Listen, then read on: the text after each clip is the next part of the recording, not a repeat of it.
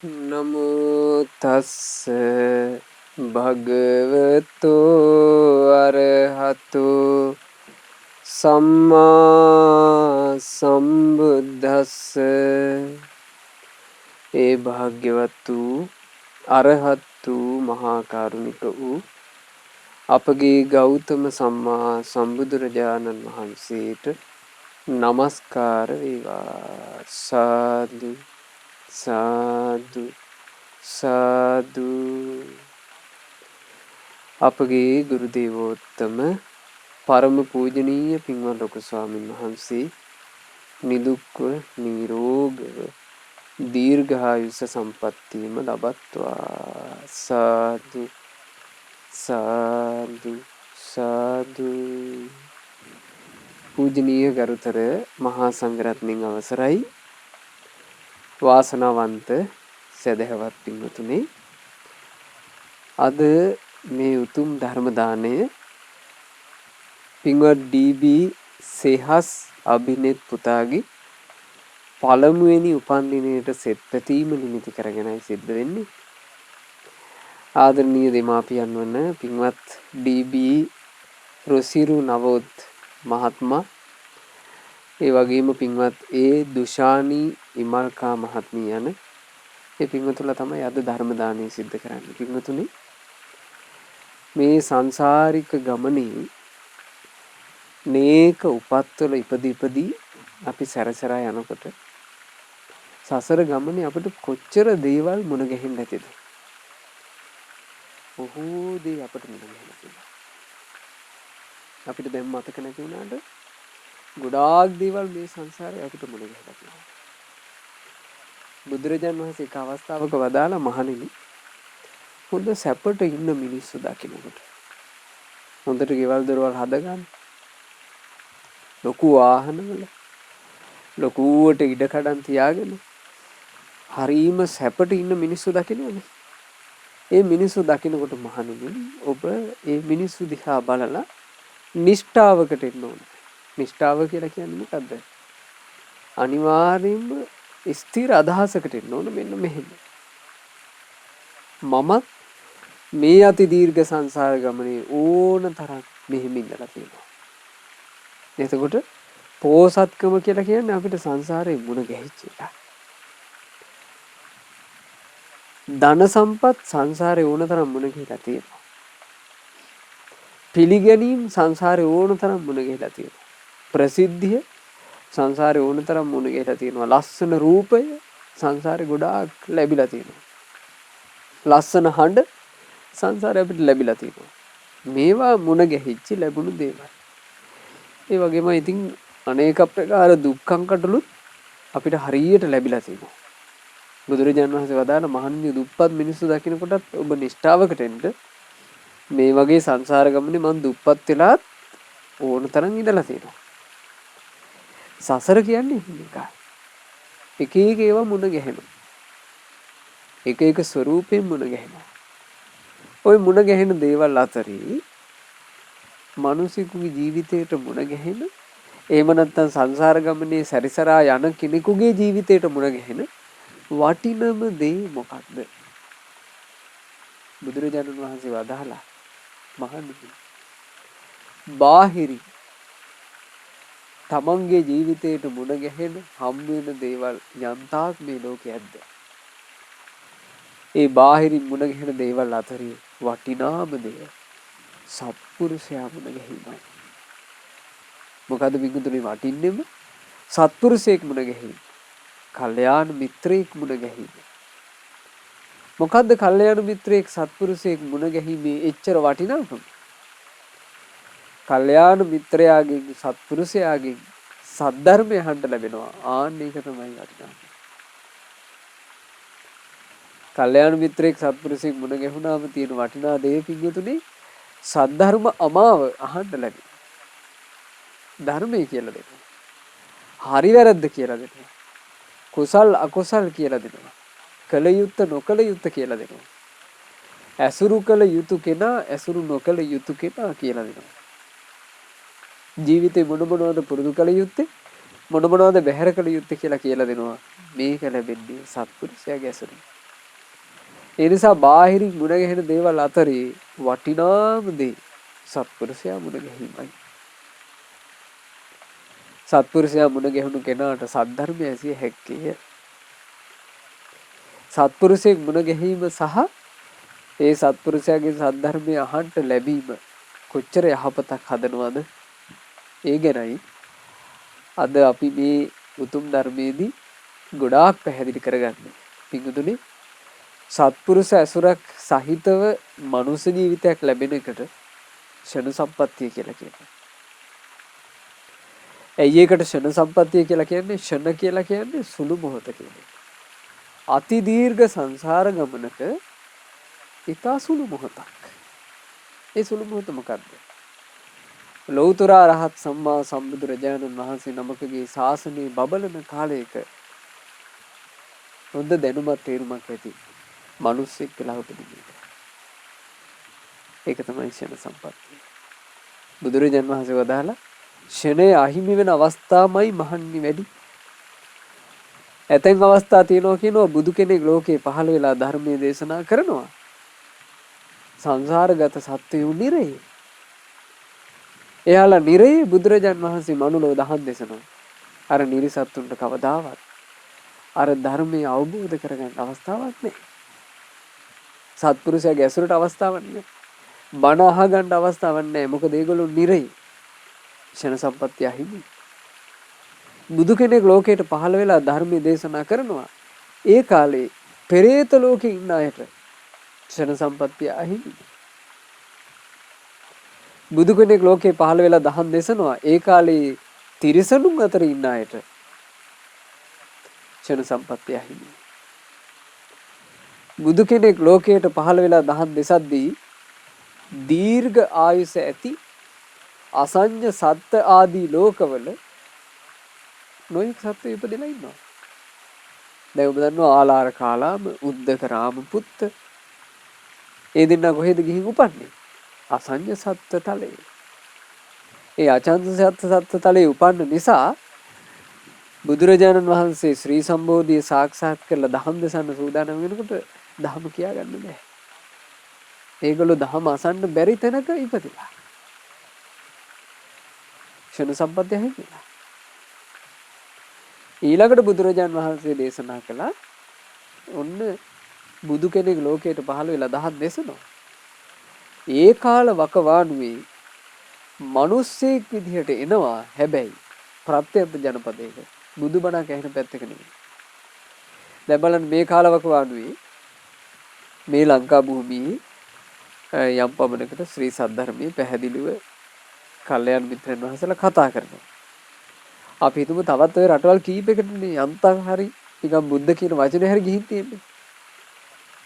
අනිත් ලෝකේ කොච්චර රටවල් තියෙනවද බුද්ධ කියන වචනේවත් අසන්නට නොලැබෙන. එතකොට මේ බඳු රටක උපන්නත් තියෙන ෂණ සම්පත්තිය හැදෙනවා. ඊළඟට බුදුරජාණන් වහන්සේ දේශනා කළා බුදු කෙනෙක් ලෝකයට පහළ වෙලා දහම් දේශනවා. ඒ දහම් දේශන කාලේ මනුස්ස ලෝකෙම කෙනෙක් ඉපදිලා ඉන්නවා. හැබැයි එයා මිත්‍යා දෘෂ්ටිකයි. තද්ද මිත්‍යා දෘෂ්ටිකයි. දැන් අදටත් තියෙනවනේ. බුදුබණ පොතක් කියවන්න බෑ. බුදු රූපයක් ළඟ තියාගන්න බෑ. බුදුරජාණන් වහන්සේගේ ධර්මය අහන්න බෑ. ඒක තද නීති තියෙන මිත්‍යා දෘෂ්ටි තියෙන. එහෙම දෘෂ්ටි සහගත තැනක උපන්නොත් එහෙම කොච්චර දහම් ගෝසාව පැතිරලි ගියත් වැඩක් නෑ. ඊළඟට බුදුරජාණන් වහන්සේ දේශනා කළා මහණෙනි කෙනෙක් මනුස්ස ලෝකෙම ඉපදිලා ඉන්නවා. බුදු කෙනෙක් ලෝකේ පහළ වෙන දහම් දේශනවා.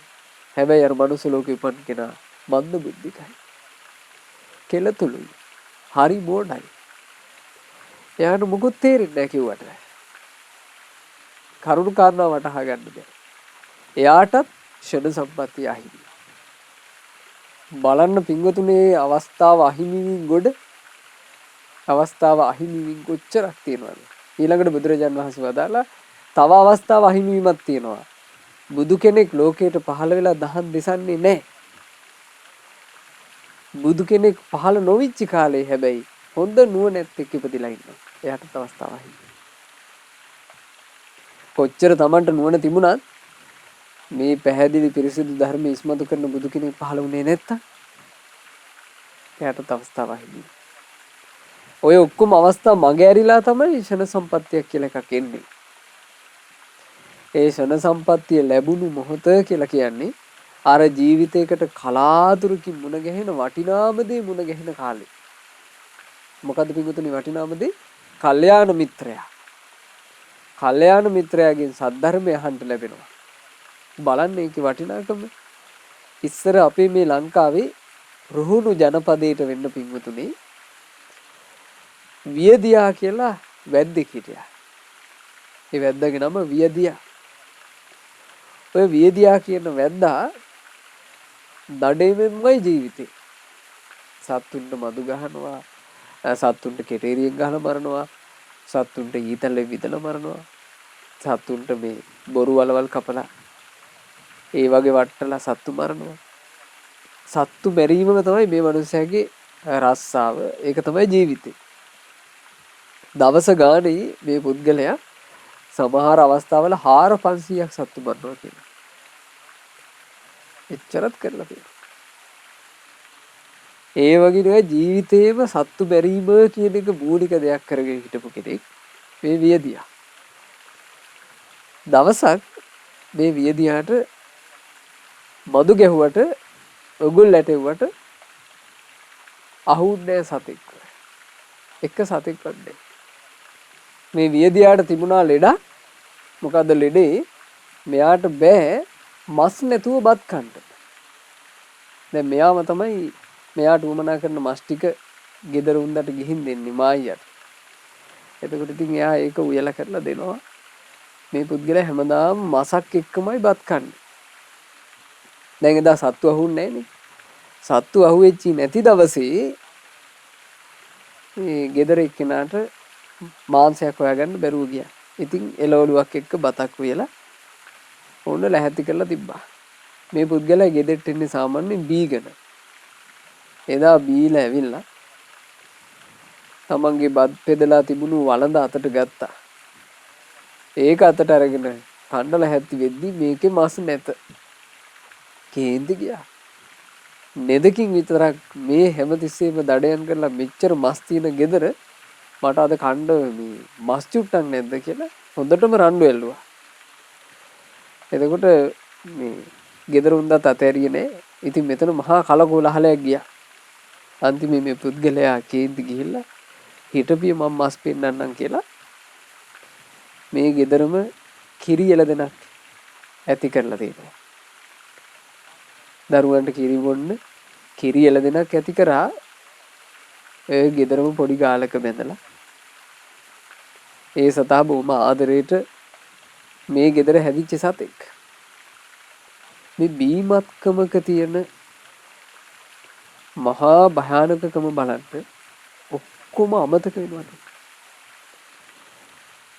ඊළඟට මේ පුද්ගලයාගේ තිබුණු රෞද්‍ර ගතිය මන්නේ අරගෙන ගිහිල්ලා අර හොඳට හීලා වෙච්චි වැස්සිගේ ඒ එළදෙනගේ දිව ඇදලා කැපුවනේ. පන පිටින්ම අර වැස්සිගේ දිව කැපුවා. සාමාන්‍යයෙන් එළදෙනකගේ දිවක් කියලා කියන්නේ ලොකුයිනේ.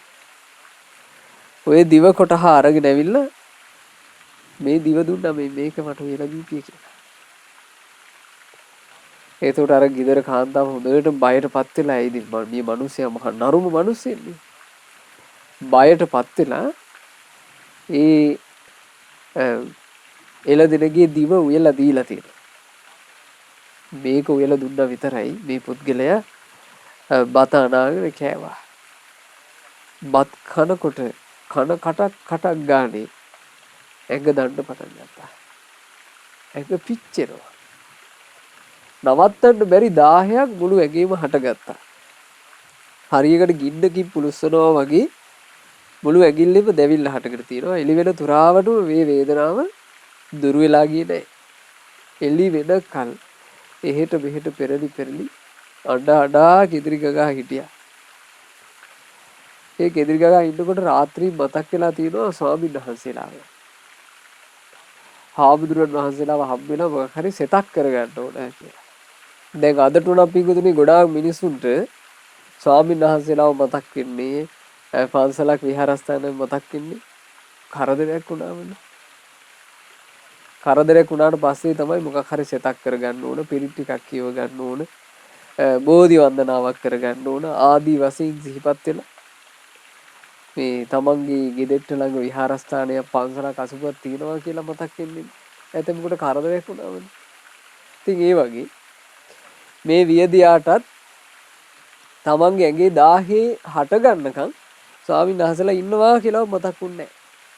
දැන් ඇඟ පිච්චෙන්න ගත්තට පස්සේ මේකට මොනවා කරත් හරියන්නේ නැතිකොට ස්වාමීන් වහන්සේලාගේ වුණත් සෙතක් කරගන්නවා කියලා ඒ ළඟම තිබුණු විහාරස්ථානෙට ගියා. මොකද්ද ළඟම තිබ්බ විහාරස්ථානේ? සේරුවිල. එතකොට මේක මේ සේරුවිල පැත්තට වෙන්න වෙච්ච සිද්ධියක්. සේරුවිලට ගොඩක් ළඟයි. සේරුවිල මංගල රාජ මහා විහාරෙට තමයි වියදියා යන්නේ. ගිහිල්ලා සේරුවිල මංගල විහෙර බොහෝම සාදරින් වන්දනා කළා. වන්දනා කරලා භික්ෂුන් වහන්සේ නමකට ගිහිල්ලා තමුන්නේ කතන්දරේ කිව්වා අනේ ස්වාමීනි මේ මෙහෙම සිද්ධියක් වුණාය. ඉතින් මං අවසානයේ මට පොඩ්ඩක් මං බීලත් හිටි. මට කේන්ති ගියා. මම මෙහෙම කළා. ඒ වෙලේ ඉඳලා ස්වාමීනි මගේ ඇඟ දනවා. එතකොට මේ මහතෙරුන් වහන්සේ මේ වියදියාට කර්ම විපාකයක් මේ ditta ධම්ම වේදනීයව වැඩ කරනවා නේද කියන එක හොඳට තේරුම් ගත්තා. ඇයි අර මේ පන පිටින් හරකගේ දිව කපලා ඒක කාපු ගමන් මේ දැවිල්ල පටන් ගත්තේ. ඊට කලින් සත්තු මරලා රැස් කරගෙන තිබුණු පව්කන්දරාව එකපාර ඉහවහා ගියා මේ වැඩෙත් එක්ක. අඳුනගෙන ඒ තෙරුන් වහන්සේ මේ වියදියාට අවවාද කරලා තියෙනවා. ආයේ ප්‍රාණඝාතය කරන්න එපා. සත්තු මරන්න එපා. සත්තු මැරුවොත් එහෙම ඔහෙට අවසානයේ නිරේ යන්නයි සිද්ධ වෙන්නේ. ඒ නිසා හොඳට S2 ඇරලා මේ ලෝකෙ දිහා බලන්න. බලලා මේ ලෝකෙ දිහා හොඳ නුවණින් කල්පනා කරනවා නම් දේවදූතයෝ පෙනෙයි ඔබට. දේවදූතයෝ පෙනේවි. අපේ බුදුරජාණන් වහන්සේ දේවදූතයෝ ගැන දේශනා කළානේ කියලා දේවදූත සූත්‍රය මේ වියදියාට කියලා දුන්නා. දේවදූත සූත්‍රයේ තුල බුදුරජාණන් වහන්සේ දේශනා කරනවානේ මේ ලෝකෙට එදා උපන්න දරු පැටව් විදිහට එනවා අපේ දේවදූතයෝ. අපිට දකින්න ලැබෙන්නේ උඩු බැලිය අතට නිදාගෙන ඉන්න. අඬන්න විතරක් පුළුවන්. නැගිට ගන්නවත් බැරි. අසූචි පිට වුණොත් එහෙම අසූචි පිට වෙලා යන. මූත්‍ර පිට වුණොත් එහෙම මූත්‍ර පිට වෙලා යන. කවුරුත් අස්පස් කළේ නැත්නම් ඒකෙම läගගෙන ඉන්න. ඇඩිල්ල විතරක්ම දන්න දරු පැටව් අපිට පේනවද නැද්ද? ඕන තරම්. ඒ දේවදූතී. ඇයි පින්වතුනේ දේවදූතයා කියලා කියන්නේ? ඒකේන අපිට පණිවිඩයක් අරගෙන එනවා. අපිත් මනුස්ස ලෝකෙට ආවේ ඔය විදිහටයි. අපිත් මොකෝ කර කියා ගන්න බැරුව හිටියා. දැන් මේ ලොකු මහත් උනාට දැන් මේ ලොකු මහත් වෙලා මෝරනවා කියලා කියන්නේ අපි ටික ටික අපේ ජීවිතේ අවසන් කර කර ඉන්නවා. ඒ නිසා මේ ජීවිතේ අවසානයකට යන්න කලින් මම්මගේ ජීවිතේට පිනක් කුසලයක් කරගන්න ඕන. ආරක්ෂාවක් කරගන්න ඕන කියලා හිතක් ඇති කරගන්න. අර පුංචි දරු පැටියා ප්‍රයෝජනවත්. ඒ දරු පැටියකින් තියෙන පාඩම. පළමු දේවදූතයා. ඊළඟට දකින්න ලැබෙනවා හොඳටම ලෙඩ දුක් වලටපත් වෙලා කෙඳිරි ගා ඉන්න අය. එතකොට තමයි මතක් කරගන්න ඕන මේ දේවදූතේ මගේ වගේ හොඳ ශරීරයක් තිබ්බ කෙනෙක් දැන් ලෙඩ වෙලා කෙඳිරි ගා ඇද ඉන්නවා.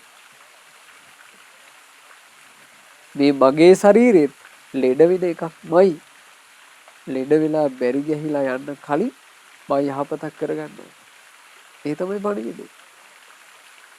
ඊළඟට දකින්න ලැබෙනවා වයසට ගියපු අය. වයසට ගියපු අය කියලා කියන්නේ පිටුතුනේ උපන් හැටි නෙවෙයි. ඒ අයත් අපි වගේම යම් කාල වයස් ගත කරලා වයෝ වෘද්ධ වෙලා. දැන් ගෙස් පැහිලා ගිහිල්ලා, හම රැලි වැටිලා, දත් කැඩිලා, ඊළඟට අතපය ආදී වකුටු වෙලා, නියපොතු ඇබරිලා, නොයෙක් එහෙම දේවල් වෙලා. එතකොට අපි බලන්න ඕනේ එකක් එකක් ගානේ. මේවා ඔක්කොම ඒ මනුස්සයාට යම්සේ වුණාද, ඒ ආච්චි අම්මට සීයට යම්සේ වුණාද, මටත් ওই ටික ওই විදිහට වෙනවා. ඒක දකින්න ඕන. ඒ දකින්නවට තමයි කියන්නේ දේව දූතයාගෙන් පාඩම ඉගෙන ගන්නවා කියලා. ඊළඟට දකින්න ලැබෙනවා වැරදි වැඩ කරලා හිරබත් කන අයව. අපි වගේම මේ මනුස්ස ජීවිතේ ජීවත් වෙලා ඉන්නේ මේ මිනිස්සු වැරදි වැඩ කරලා. පොලිසියෙන් හරි හමුදාවෙන් හරි මේ මිනිස්සුන් අල්ලන් අරන් ගිහිල්ලා ඔන්න හිර ගෙදර දාලා. දැන් ඌක පිටුතුනේ අපිට ඕන තරම් දකින්න බැයිද මේ මනුස්ස ලෝකේ? මේ මිනිස්සු හිර ගෙදරක දඬුවම් විඳිනවා. ඥාතින් එකට ඉන්න බෑ. Tamanට කැමති ගමන බිමනක් යන්න බෑ. Tamanට කැමති විදිහට ජීවිතය ගත කරන්න බෑ හිර වෙලා. වැරදි කරපු අයට දඬුවම් ලැබීම මේ ජීවිතෙත් පේනවා නම් ඒක මෙලොවින් පරලෝට යනකොට කොහොම ඇද්ද? අන්න ඒක තමයි පණිවිඩය. දේව දූතයාගෙන් පණිවිඩය ගන්නවා. ඊළඟ එක තමයි මිය පරලෝ ගියපු අය. මිය පරලෝ ගියපු අය දකින්නකොට හොඳට සිහිය උපද්ද ගන්න ඕනේ. මමත් මැරෙන කෙනෙක් කියලා. ඉතින් ওই විදිහට තමන්ගේ ජීවිතේ දේව දූතයෝ දිහා බල බල හොඳට කල්පනා කරාපන්. ඒ කල්පනා කරලා පව් ඔක්කොම වළක්ව ගනින්. පව් කරන්න එපා. ප්‍රාණඝාතය ආදී පව් කරන්න එපා. අන්න එහෙම අර තෙරුන් වහන්සේ මේ වියදියා කියන වැද්දට බණ කිව්වා. එතකොට මේ වැද්ද හොඳටම බයටපත් වුණා. බයටපත් වෙලා අපේ මං කොච්චර කරගෙන තියෙනවද මේවා කියලා දැන් බිරාන්ත වුණා. දැන් අසරණයි. ඒ කිව්වේ අසරණ භාවයටපත් වුණා කියලා කිව්වේ තමන්ට සරණක් නැහැ කියලා තේරුණා කියලා කිව්වේ මේ වියදියා මේ බණ විශ්වාස කළා. ධර්මයේ විශ්වාස කරන්ට ලොකු පින්බලයක් ඕනේ. දහම් පදේ ගැන විශ්වාසය උපදින්න ලොකු පින්බලයක් ඕනේ. වියදියාට ඒක තිබුණා. ඊට පස්සේ මහතෙරුන් වහන්සේ මේ පුද්ගලයා දැන් බයෙන් ඉන්නේ කියලා දැනගෙන ඊට පස්සේ දේශනා කළා පින් කරාම සැප ලැබෙන හැටි. ප්‍රාණඝාතයෙන් වැළකුණොත් ජීවිතේට සැප උපදිනවා. හොරකම් කරන එකේ වැළකුණොත් ජීවිතේට සැප උපදිනවා. සල්ලාලකමෙන් වැරදි කාම සේවනයෙන් වැළකුණොත් ජීවිතේට සැප උපදිනවා. ඊළඟට බොරු කියන එකෙන් වැළකුණොත් සැප උපදිනවා. කේලම් වලින් වැළකුණොත් සැප උපදිනවා. වැඩකට නැති වල්පල් කතා කරගෙන ඉන්න එකෙන් වැළකුණොත් එහෙම සැප උපදිනවා. අන් අයගේ හිත පෑරෙන පරුස වචන කතා කරන එක වළක්ව ගත්තොත් අපි අපේ ජීවිතේට පින් රැසෙනවා. යහපත රැසෙනවා. ඊළඟට මත්පැන් මත්ද්‍රව්‍ය පාවිච්චි අපි වළක්ව ගත්තොත් ඒ තුලින් ජීවිතේට පින රැසෙනවා. මිනිසුන්ගේ දේවල් වලට ලෝභ කරන එක, අධික ද්වේෂය, මිත්‍යා දෘෂ්ටික වෙන එක මේවා අපි වළක්ව ගත්තොත් එහෙම ජීවිතේට සැප උපදිනවා, පින් රැසෙනවා කියලා විමානවත්තු ආදී විස්තර කර කර මේ මහතෙරුන් වහන්සේ වියදියාට බණ කිව්වා. ඊට පස්සේ මේ වියදියා පුදුම විදිහට සංවර වුණානේ. මේ පුද්ගලයා එදා පටන් දඩේ මේ ගියේ නෑ. සත්ත්ව ඝාතනේ එහෙම්ම නැවැත්තුවා. දැන් මොහු ගෞතම බුදුරජාණන් වහන්සේගේ උපාසකෙක් බවට පත් වෙලා. මේ කිව්වේ ඔහු බුදුරජාණන් වහන්සේව සරණ ගිහින් ධර්මයේ සරණ ගිහින් සංඝ රත්නයේ සරණ ගිහින් තෙරුවන් සරණ ගිහපු උපාසක මහත්තයෙක් වෙලා ඊළඟට ඔහු සිල් රකින්නවා. සත්තු මරන්නේ, හොරකම් කරන්නේ, සල්ලාලකමක් වැරදි කාම සේවනයක් කරන්නේ, බොරු කියන්නේ, මත්පැන් මත්ද්‍රව්‍ය පාවිච්චියකින් ඔහු වැළකීලා. ඔහු සීලවන්ත උපාසක කෙනෙක් බවට පත් වෙලා. ඉතින් ওই විදිහට යහමකට ආවා මේ වියදියා. දවසක් මේ වියදියා දැන් අර දඩයන් කටයුතු මාතහැරියට පස්සේ මොහු ජීවිතය ගත කරන්නත් එපැයි. ඒ ජීවිතය ගත කිරීම පිණිස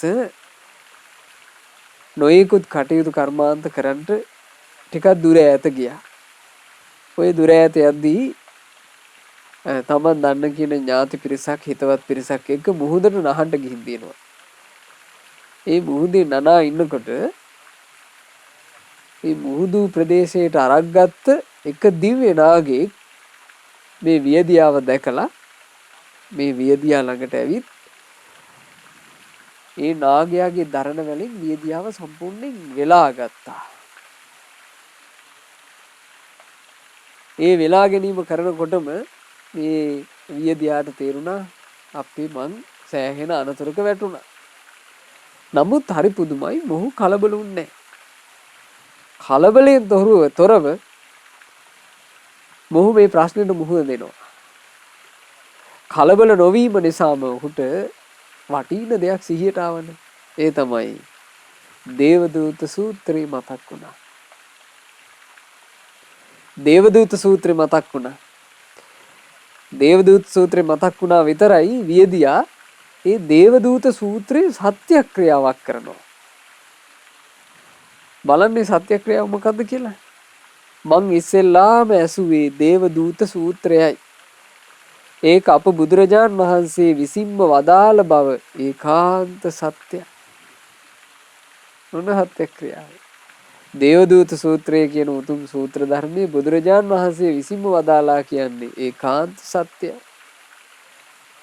බුද්ධ පුත්‍ර වූ සංඝයා වහන්සේ විසින් ඒ උතුම් බුදුබණ පදය හදවතේ දරාගෙන සිටියා කියලා කියන්නේ ඒකාන්ත සත්‍යයි. අපි මේ ඉගෙන ගන්න සියලු සූත්‍ර ධර්ම සියලු දේශනා රහතන් වහන්සේලා අනිකුත් මහා තෙරුන් වහන්සේලා හද මණ්ඩලේ දරාගෙන හිටපු දේවල්. පින්වතුනි ඔය බැමිණිචයා සායටත් පස්සේනේ මේ ලංකාවේදී පොත්තක සංගීතය කරන්නේ අලු විහාරෙදී. එතකොට පොත්තක සංගීතය කෙරෙන තාක් කාලේ අනිත් මහතෙර පාණන් වහන්සේලා බාහනක પરම්පරාවක් විදිහට තමයි මේ ධර්මයේ දරාගෙන හිටියේ. ධර්මයේ ලියුන්නේ කොහෙද? අනිත් සංගායන ඔක්කොම මෙහෙම බාහනක පරපරකින් ආපු ඒවානේ. අවසානයේ ලංකාවේ කරපු ඔය සංගායනාව තමයි පොත්තක සංගීතය. මේ පොත්තක සංගීතය කියලා කියන්නේ ග්‍රන්ථාරූඪ කරපු නිසා මේ පොත්වල ලිව්වනේ. ඒතර පාලියට අකුරු තිබ්බේ නැහැ. පාලි අකුරු නැහැ. පාලි වචන විතරයි. එතකොට පාලි අක්ෂරේ සිංහල අකුරු වලින් ලිව්වා. පාලියේ තියෙන වචන ටික සිංහල අකුරු වලින් ලිව්වා. මොකද සිංහල භාෂාවට අකුරු තිබ්බා. ඒ නිසා තමයි සිංහලෙන් මුලින්ම ඔය පොත් ලියවෙන්නේ. ඉතින් එතකොට වියදියා ඒකත් සත්‍යක්‍රියා කරනවා. ඊළඟට තමන් ගැන සත්‍යක්‍රියාවක් කළා. මෙහෙම ඒ බණපද මං ඇහුවේ ශ්‍රද්ධාවෙන්මයි. ඒකත් සත්‍යයි. බුදුරජාන් වහන්සේ විසින්ම මේ ධර්මයේ දේශනා කළා කියන්නේ සත්‍යයි. මහා සංඝරුවන මේ ධර්මයේ දරා සිටියා කියන්නේ සත්‍යයි. ඒ දේවදූත කියන උතුම් සූත්‍ර ධර්මයේ මං ඇහුවේ ශ්‍රද්ධාවෙන් කියන්නේ සත්‍යයි. මේ සත්‍ය ආනුභාවයෙන් මට කිසිම අනතුරක් නම් වෙන්න එපා. අන්න එහෙම වියදියා අදිෂ්ඨාන කළා. ඒ සත්‍යක්‍රියා අදිෂ්ඨානයෙන් අර නාගයාට බැරුව ගියා මේ වියදියාව මේ විනාශ කරන්න, මේ වියදියාට හානියක් කරන්න බැරුව ගියා. නාගරාජයා කල්පනා කළා මේක අපුදුම මිනිසෙක්. කවදාවත් මිනිස්සෙක් මගේ ග්‍රහණයට අහු වෙලා බේරිලා නැහැ. මේක හරිය අනුභව සම්පන්නයි. මේ පුද්ගලයාව මම එකතු කරගෙන යන්න ඕන නාග භවනට. නාගරාජයා කලේ වියදියාව ඝාතනය කරන්නේ නැතුව විනාශ කරන්නේ නැතුව ඔහු අරගෙන ගියා නාග භවනට. හොඳට නාග භවනේ සුව පහසු පුටුවක වාඩි කරලා නාගරාජයා වේසි මවාගත්ත මනුස්ස වේසයකට ඒ වේසින් ඉඳගෙන ඇහුවා මිත්‍රයා මට මෙහෙම එකක් වුණාමයි. යම්කිසි මිනිසෙක්ව වෙලාගෙන ඒ වෙලාගත්තු මිනිසයාව මරන්න බැරි වෙච්චි පළවෙනි අවස්ථාව මේක මට. ඒකටත් අමතරව මිත්‍රයා මෙච්චර එකක් වෙලත් ඔහේගේ මූණේ කිසිම මරණ බයක් ඇත්තේ නැහැ. මට මේ දෙකම මොකද්ද කියලා හරියට පහදා දීපන්. මොකද්ද මේකට කාරණේ? කොහොමද මෙහෙම ඉන්නේ? එතකොට වියදියා කියනවා මහා නාගරාජය අපගේ සම්මා සම්බුදු රජාණන් වහන්සේ තමයි සියලු රසයන්ට වඩා අග්‍ර දහම් රසය ඇති ඒ උතුම් ශ්‍රී සද්ධර්මයේ දේශනා කළේ. ඉතින් මටත් ඒ ශ්‍රී සද්ධර්මයේ ඇසුරින් දේවදූත කියලා හරි අපූර්ව බණපදයක් අහන්න ලැබුණානේ. එදා පටන් නාගරාජය මං ත්‍රිවිධ රත්නයේම මගේ සරණ කරගත්තා. මං හොඳට පංචශීලයේ පිහිටියා. ඉතින් එහෙවකින් මං මොකට බය වෙන්නද? මට දැන් රැකවරණයක් තියෙනවා. එතකොට නාගරාජයා කියනවා අනේ මිත්‍රයා මා තාත්සයි ලෞතර බුදුන්නේ බණක් අසන්ට.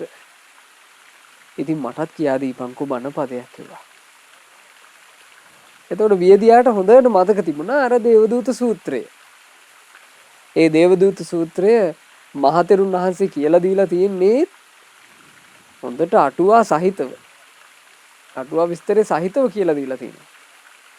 ඒ නිසා වියදියා අටුවා විස්තරේ සහිතවම නාගරාජයාට හරි ලස්සන බණපදයක් කිව්වා නිරය ගැන. බලන්න නාරජුරුවනි අපේ සම්මා සම්බුදු රජාණන් වහන්සේ මාහට පව් කියා දෙයක් වදාලා. බලන්න මේ ධර්මයේ දරාගෙන ඉන්න විදිහ බුදුරජාණන් වහන්සේ මට කිව්වා. අන්න එහෙම තමයි දරාගෙන ඉන්නේ. බුදුරජාණන් වහන්සේ මට වදාලා පව් කියලා જાතියක් ඒවා කරන්න හොඳ නැහැ. ඒවා බොහොම භයානකයි. ඒ කියන්නේ මෙලෝ පරලෝ ගැන කෙනෙක් හරියට හොයලා බලන්නේ නැතුව අපි හිතමු නාගරාජයේ කෙනෙක් ප්‍රාණඝාතය කළා කියලා. ඊළඟට හොරකම් කළා කියලා. ඊළඟට සල්ලාලකම් කළා කියලා. ඊළඟට බොරු කියලා සුරාපානයෙන් යුක්තව වාසය කළා කියලා. ඒක හරි නරකයි. ඉතින් එහෙම යම්කිසි කෙනෙක් වැරදි විදිහේ ජීවිතයක් ගත කළොත් එහෙම එයාගේ ජීවිතේට මරණ එනකොට ඒක හරි භයංකාරයි. හැබැයි යම් කෙනෙක් සත්පුරුෂ ආශ්‍රේ නැතුව ඉඳලා ওই වගේ භයානක පව් කරගෙන වාසය කළොත් එහෙම ඒ සත්පුරුෂ ආශ්‍රේ නැතිකම නිසාම ඒ කෙනාට මරණින් මත්තේ යන්න වෙනවා නිරයට. නිරයට ගියාට පස්සේ නාගරාජේ නිරේ හරි භයානකයිනේ. නිරේ තියෙනවා අටමහා නරක කියලා. සංජීව කියලා නරකයක් තියෙනවා. කාල සූත්‍ර කියලා නරකයක් තියෙනවා. සංඝාත කියලා නරකයක් තියෙනවා. රෞරව කියලා නරකයක් තියෙනවා. මහා රෞරව කියලා නරකයක් තියෙනවා. ඊළඟට තාප, ප්‍රතාප, අවීචි කියලා මෙහෙම මහා නරක ආදී 8ක් මේ නිරේ තියෙනවා. පෞකාරයෝ ගිහිල්ලා උපදින්නේ ආන්ගේ මහා නරකවල. ගිනි ජාලාවන්ට මැදි වෙලා ඒ ගිනි ජාලා මැද්දේ යම පල්ලංගෙන් මේක වද වේදනා විඳ අරකේ විඳවන්න සිද්ධ වෙනවා. ඒ වගේමයි නාගරාජය ඔය අටමහා නිරයේ එක් නිරයට දොරටු 4 ගානේ දොරටු 32ක් තියෙනවා. එක නිරයකට 4 ගානේ 8 වරක් 4 32ක් තියෙනවා. ඒ එක් දොරටුවක් ළඟ උස්සද නිරයවල් 4ක් තියෙනවා. එක දොරක් ළඟ උස්සද නිරයවල් 4යි. ඒ කියන්නේ එක නිරයකට දොරටු 4යි දොරටුවක් ළඟ 4 බැඳින් මේ උස්සද නිරයන් 16යි. එතකොට නිරයන් 8ේම උස්සද නිරයන් ටික එකට ගත්තොත් එහෙම කීයද? 120ක් උස්සද නිර තියෙනවා. මහා නිරය 8ත් එක්ක ඔක්කොම අරගත්තොත් එහෙම 136ක් ওই විදිහට නිරයන් පිහිටලා තියෙනවා. නාගරාජයේ අවීචි මහා නරකාදිය 318 යොදුනක් විශාලයි. යොදුන් 318 954 යොදුනක් වට ප්‍රමාණයේ යුක්තයි. සම්පූර්ණ වටේ ගියොත් එහෙම තියෙනවා 954 යොදුනක්. උස්සද නිරය 4ත් එක්ක දස දහසක් යොදුන් විශාලයි. ඔය ඔක්කොම එකතු වුණාට පස්සේ යොදුන් 10000ක විශාලත්වයක් තියෙනවා. ඔය අවීචි මහා නරකාදී දොරටු 4 වටා මේන්න මේ විදිහේ උස්සද නිරවල් පිහිටලා තියෙනවා. මොනවද? අබ්බුද, නිරබ්බුද, අබබ, අටට, අහහ, කුමුද, සෝගන්ධික, උත්පල, පුණ්ඩරීක, පදුම, ගූත, කුක්කුල, ඊළඟට කටුහිමුල් වනය, අසිපත්‍ර වනය, කාරෝදක වේතරණී නදිය, ඊළඟට ලෝකුඹු නරකය කියන මේ 16. බලන්න මේ නිරේ කතාව. නිරේ කියන්නේ කොච්චර භයංකාරද කියලා. පාප කර්ම කරන අය වෙන්නේ සැකසෙන හැටි. බුදුරජාන් වහන්සේ දේශනා කළා පින්වතුනි, මේ ලෝකේ සත්වයෝ වැරදි වැඩ කරන නිසා, මේ ලෝකේ ඉන්න මිනිස්සු වැරදි වැඩ කරන නිසා, නීති විරෝධී වැඩ කරන නිසා මේ ලෝකේ බන්ධනාගාරයක් කියලා එකක් පනවන්න වෙනවා. මිනිස්සු නීති විරෝධී වැඩ කරන්නේ නැත්නම්, වැරදි වැඩ කරන්නේ නැත්නම් බන්ධනාගාර කියලා එකක් ඕනේ. ඇයි මේ බන්ධනාගාරයක් තියෙන්නේ? වැරදි වැඩ කරන, නීති විරෝධී වැඩ කරන, පාලනය කරන්න බැරි මිනිස්සුන්ව හිර කරලා තියන්නේ. ඒ අයට දඬුවම් මොනවා. ඒ උදෙසා හදනවා මේ බන්ධනාගාරය. බලන්න උසට උසේ තාප්ප ගහගෙන කොච්චර වියදම් කරන්න ඕනද බන්ධනාගාරයක් හදන්න. ඒ වගේ බීත්ති කඩන්න බැරි වෙන්න හදන්න ඕන. ඊට පස්සේ ඒවට ආරක්ෂා සංවිධානය කරන්න ඕනේ. නැත්නම් මේකුම් පැනලා යනවා. සෑහෙනේවා තියෙනවන්නේ. ওই වගේමයි කියනවා. සත්‍යෝ පව් කරන්න නිසාම නිරය කියලා එකක් පැනෙනවා. සත්‍යෝ පව් කිරීමක් නැත්තම් නිරයක් පැනවෙන්නේ නැත. බුදුරජාණන් වහන්සේ එහි වදාලා හරි ලස්සන ජීවිතේ මතක තියාගත යුතු එකක්. මහණෙනි, ඉදින් ඔබ පව් කළොත් ඔබ දැන් පව් කරමින් නම් ඉන්නේ. ඔබ අනාගතේ හෝ පව් කරනවා නම් හොඳට මතක තියාගන්න මහණෙනි. අහසට නැගී පලා ගියත් ඒ කරගත්ත පව් වල විපාකින් බේරිල්ලක් නැහැ. ඒ නිසා මේකේ තියෙන විකල්පෙ මොකද්ද? පාපයෙන් වැළකීමයි. පාපයෙන් වැළකුණොත් එහෙම මේ භයානක නිරයන්, මේ නිරය කතාව කියලා වියදියා නාරජ්ජුරුවන්ට කියනවා, නාරජ්ජුරුවනි අටමහා නරකය ගැන කතා කිරීම අපි පැත්තකින් තියමු. ඒකේ ඒ තියෙන භයංකාරකම ගැන කතාව.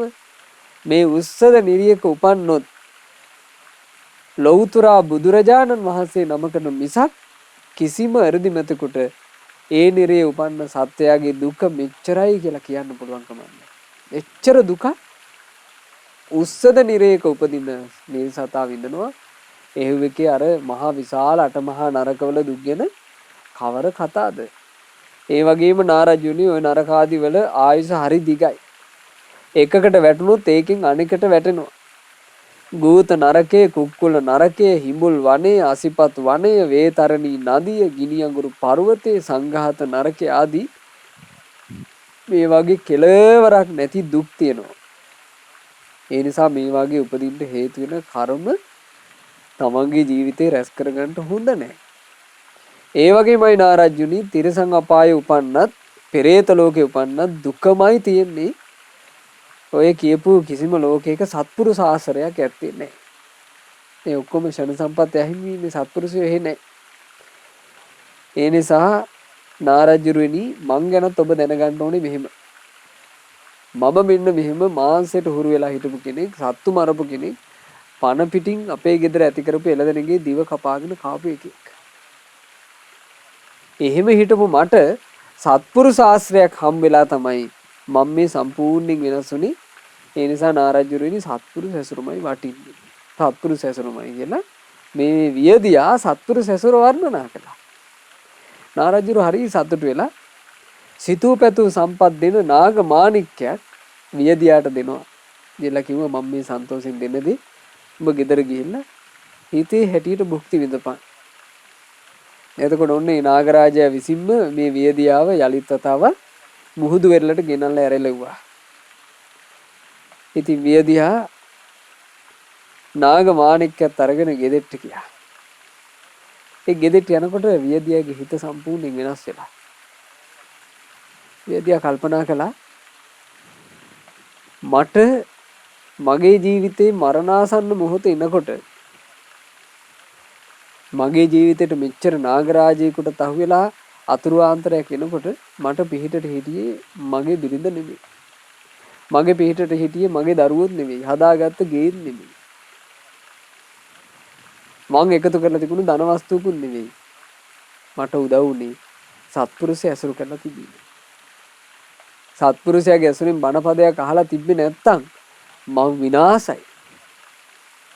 එහෙනම් මං තව තවත් සත්පුරුෂ ඇසුරටම කිට්ටු වෙන්න ඕන කියලා මේ වියදියා භික්ෂුන් වහන්සේලා ළඟට ගිහිල්ලා පැවිද්ද ඉල්ලුවා. ඉතින් ඒ භික්ෂුන් වහන්සේලා මේ වියදියාව පැවිදි කළා. ඒ පැවිදි වෙච්ච තෙරුන් වහන්සේ ඒ කාලේ ප්‍රසිද්ධියටපත් වෙලා තියෙනවා වැදි තෙරුන් වහන්සේ කියලා. මොකද මේ වැද්දෙක්නේ මහාන වෙන්න කලින්. ඒ නිසා මිනිස්සු සාමාන්‍ය ආමන්ත්‍රණය කරලා තියෙන්නේ වැදි තෙරණුවෝ කියලා. පින්වතුනි බලන්න සත්පුරුෂ ආශ්‍රයක තියෙන මේ වටිනාකම. ඒ වැදි තෙරුන් වහන්සේ නමින් ආමන්ත්‍රණය කරපු ඒ උතුම් භික්ෂුන් වහන්සේ ඉතා කෙටි කලකින් සියලු කෙලෙස් නසා රහතන් වහන්සේ නමක් බවට පත් වුණා. ඉතින් සත්පුරුෂ ආශ්‍රයක වටිනාකම මේ ප්‍රවෘත්තියෙන් අපිට හොඳට තේරුම් ගන්න පුළුවන්.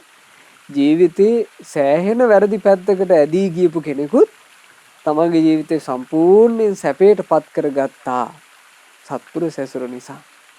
ඒ නිසායි බුදුරජාන් වහන්සේ වදාළේ නිහීයති පුරිසෝ නිහීන සේවි.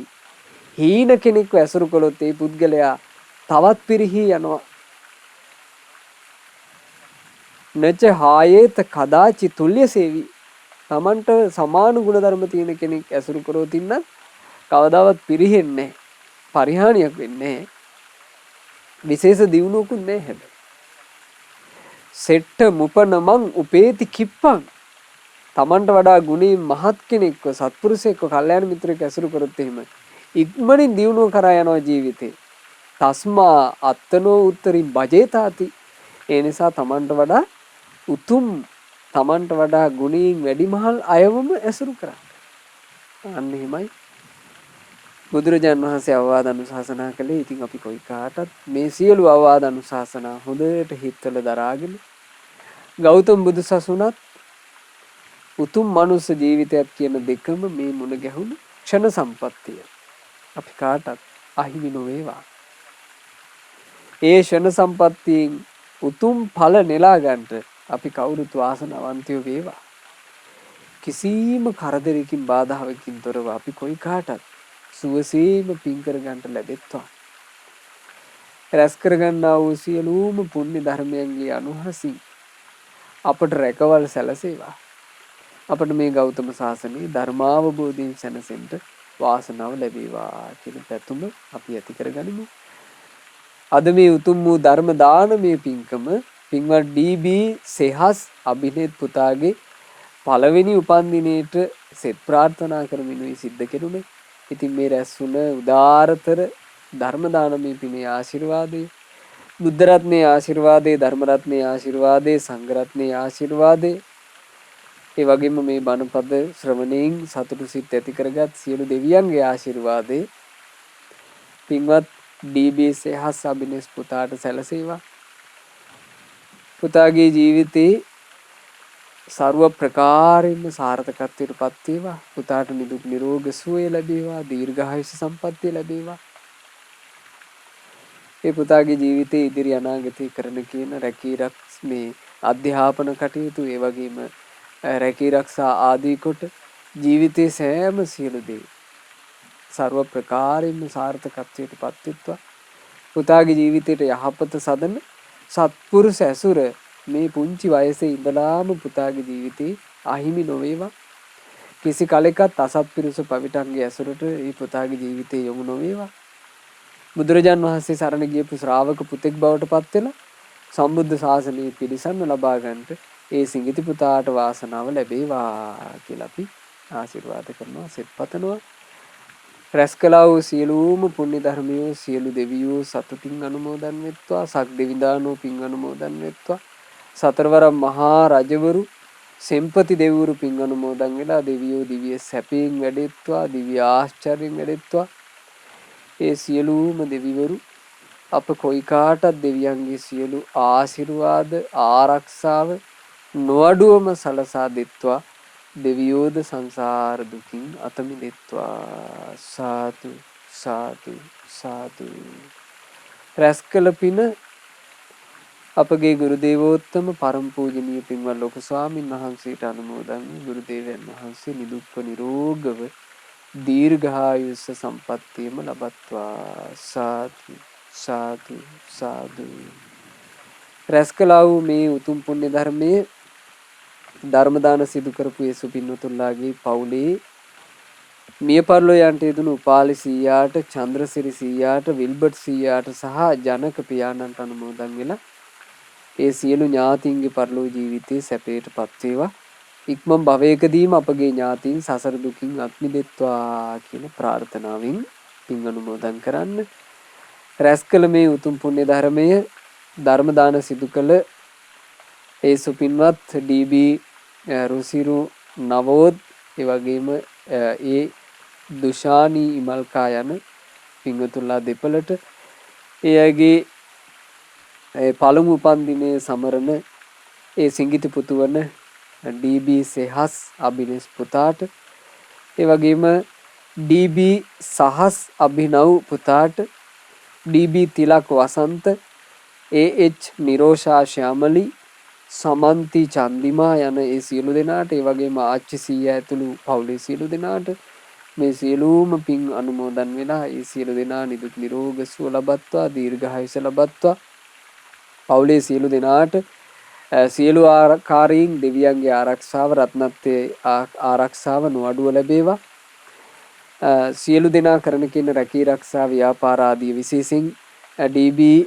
සෙහස් පුතාගේ ආදරණීය පියාණන් වන ඩී.බී. රුසිරු නවෝද් මහත්මයාගේ ඒ කරන ව්‍යාපාර කටයුතු ਸਰව ප්‍රකාරයෙන්ම සාර්ථක වීම පිණිස මේ පින ඒකාන්ත කොට ආශිර්වාදයක් වේවා. පවුලේ දරුවන්ගේ අධ්‍යාපන කටයුතු ਸਰව ප්‍රකාරයෙන් සාර්ථක වේවා. පෙනෙන නොපෙනෙන කරදර බාධා වලින් තොරව සැනසෙල්ලීම තමන්ගේ ජීවිත ගත කරන්නට පින්වතුන්ලා හැම දිනාට වාසනාව ලැබෙත්වා. අද ධර්ම දාන සිදු කරපු ඔබට ශ්‍රද්ධා මාසික ධර්ම දාන සමාජික පින්වතුන්ලටත් ශ්‍රද්ධා කාර්ය මණ්ඩලයේ සියලුම දෙනාටත් සුපින්වතුන්ලා හැම දිනාට මේ ගෞතම බුදු සසුන තුලම උතුම් වූ චතුරාර්ය සත්‍ය ධර්මයේ සුවසේම අවබෝධ කරගෙන ධර්මාවබෝධයෙන් සැනසෙන්න වාසනාව ලැබේවා. ත්‍රිවන් සරණයි. නමෝ බුද්ධාය.